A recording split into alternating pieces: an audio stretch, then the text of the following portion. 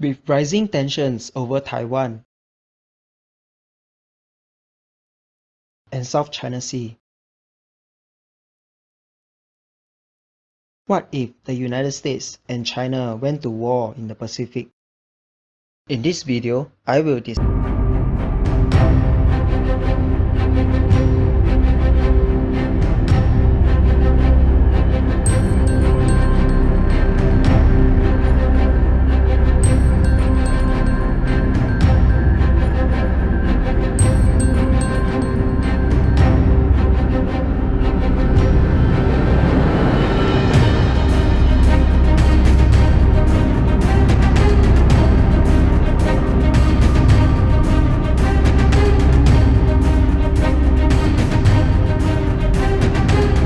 military in the world. Additionally, the United States has military agreements with many countries around the world. Although China's military is catching up in recent years, China's military spending is still far from the US. During the initial phase, China would want to take out US bases in the Pacific with their rocket force.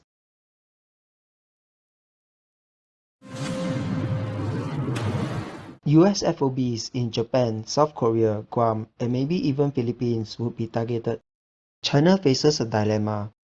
If they target bases in other countries, those countries may join in the war against China.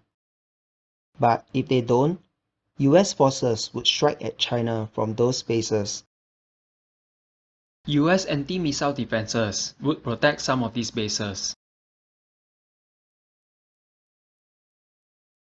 Faraway US operating bases in Singapore and Australia would be relatively safe from Chinese bombardment.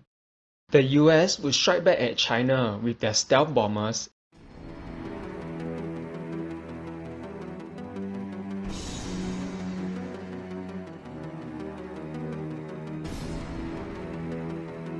and submarines.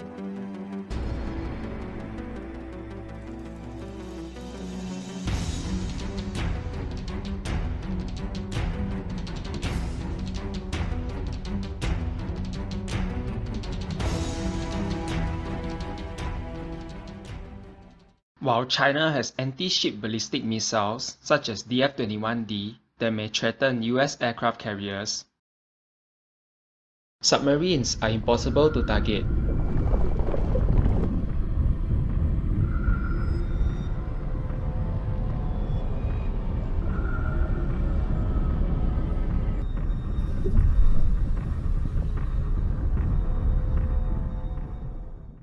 Even though China is improving its anti-submarine warfare capability, they still lag behind the US. Chinese submarines are also less advanced compared to the US. Moreover, the US enjoys a larger number of reconnaissance, electronic warfare,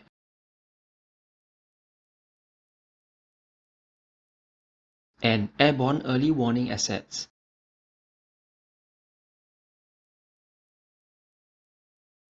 Although China do claim to have anti-satellite weapons, US do have countermeasures.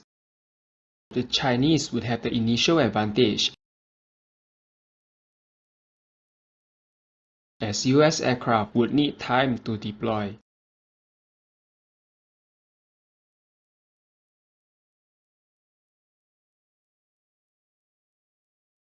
The air war would eventually favor the US, given the superior technology.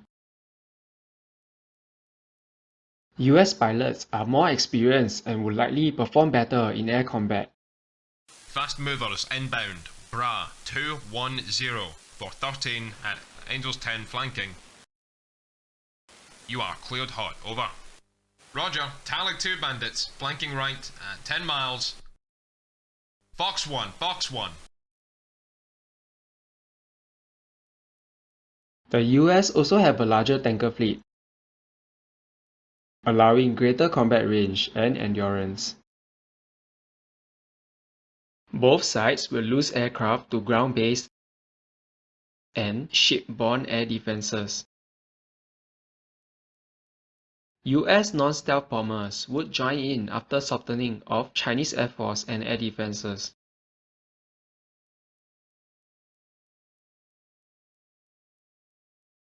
As the US Navy is scattered around the world, China would have the initial advantage. Although the Chinese Navy has more ships than the US Navy, they are decades behind in terms of technology. 前几天呢，辽宁舰在海上呢出了一只丑，恐怕上面不高兴，丢人了嘛，整个一个编队给人家冲得七零八落嘛，这两条航空母舰呢，中共中央军委包括习近平很失望，花了好多钱，死了好多人，弄了两条没有用的航空母舰。China relies heavily on the South China Sea for trade. Over 65% of China's total trade passes through the South China Sea. The US Navy would begin a naval blockade of Chinese maritime trade, causing China's economic collapse. Chinese military bases in the South China Sea would also find themselves surrounded by US forces and cut off from mainland China. Military hardware, ships and aircraft would need oil to operate. The United States produces more oil as compared to China. Despite having dominated the air and sea, an invasion of mainland China would be an uphill battle for the US ground forces.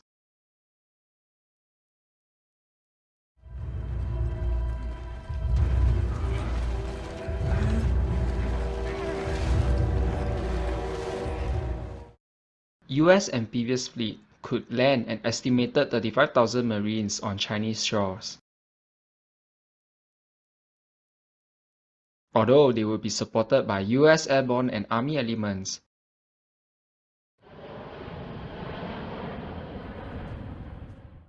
the Chinese army would still vastly outnumber US forces.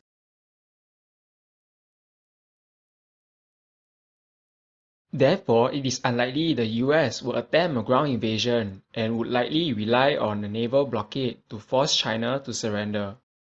The use of nuclear weapons is an unknown variable. China may decide to use nukes, having lost their air force and navy, but this would certainly lead to international condemnation, or maybe even a coalition of nations joining the war against China.